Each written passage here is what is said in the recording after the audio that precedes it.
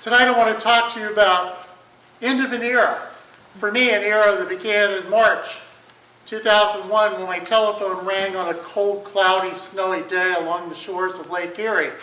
And a man on the other side said, "I've got a job opening at a paper mill in York County, Pennsylvania, if you're interested." And I'm like, "I know where that is. It's near Gettysburg. Maybe I'd be really interested in talking to you." So, long story short, I moved here in 2001. But I want to talk to you about P.H. Glatfelter, the company I came to work for. Dates all the way back to 1755. It started as an iron foundry in Spring Grove. It didn't stink then. It was an iron foundry. And for much of its early years in history, it did that. You know, Jerry talked about the iron industry here. This is one of the end-use products. They would get iron ore from the area. They would turn it into products. There was a guy named Jacob Howard that they hired to be the manager of it. Howard decided it really isn't working as an iron foundry anymore. I need to do something different. So he shuts the thing down and totally repurposes it to start making paper. So paper making in Spring Grove started in 1852, and that's when the stink started. But Mr. Howard dies, and his widow hires a man from Philadelphia to move to York County, a transplant. He would take over the mill. And then the Gettysburg, you figured I had to slip in the Civil War somewhere, right? So the Gettysburg campaign is the direct reason why the Howard paper mill, then known as the Spring Forge Mill, shuts down. The guy on the picture there, Elijah White from Poolsville, Maryland, brings his Virginia and Maryland cavalrymen into Spring Forge, and they raid the mill. They sleep where Kenny's is today, and Genova's, etc., the shopping center, but they steal everything they can out of the mill. Well, to try to get the mill restarted, Mrs. Howard sends a group of rag pickers, as well as the manager, to the Gettysburg battlefield. And they're starting to steal clothing from the dead bodies. And they're trying to take clothes and rags from the hospital, whatever, because the mill used rags as its fiber source. Long story short, they get caught. And the U.S. Army sends these rag pickers and the mill manager to dig trenches for some of the thousands of dead horses that were littering the battlefield, and the mill manager dies.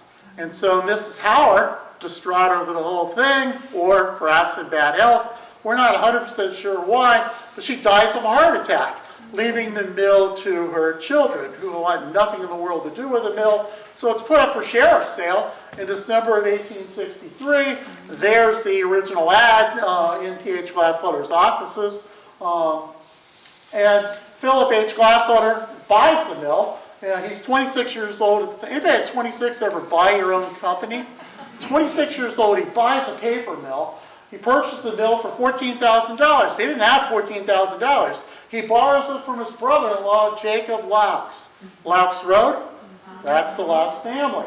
So he spends all of 1864 trying to get rags. He does not go to the battlefield and dig up the dead, but he finds other ways of getting rags. He reopens the mill using newsprint, and this is what the mill would have looked like. It was gorgeous at one time. What a beautiful looking facility. You know, today I'm not sure the word beautiful and paper mill go together, but at least back then it was quite neat.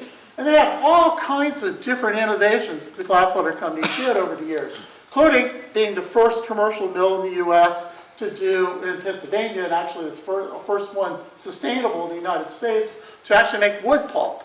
Instead of using rags for the paper mill, they were using wood. They had the largest paper machine in the world at one time. I mean, believe it or not, little tiny Spring Grove was the epicenter of the world's paper industry in the 1890s until the early 1900s. In the 1920s, they developed the first tree farm, commercial tree farm in the United States. Tons of innovation. And then 2017 rolls around. And a group of investors from New York City started looking at the paper mill in Spring Grove. And the next thing you know, the mill gets sold, as well as the sister mill in Chillicothe, Ohio, where I got my first start in the paper industry after graduating from paper school way back in the 1970s. And the mill was renamed Pixel. Why are we talking about Glatfelter tonight? Because very quietly, most of you are not aware, P.H. Glatfelter moved from York to Charlotte, North Carolina in November of this year P.H. Glatfelter merged with the Plastic Nonwovens Division of Berry Corporation to form a brand new company called Magnera. P.H. Glatfelter name has now disappeared from the United States and world papermaking after more than 160 years of Glatfelter being one of the world's finest paper companies. Now it's Pixel and Magnera. But on our stack, we remember the founder of the company, and frankly, the reason I'm standing to you in York County tonight and not having 2.5 feet of snow in my old house in Cleveland, Ohio, is because of P.H. Glatfelter. Thank you much.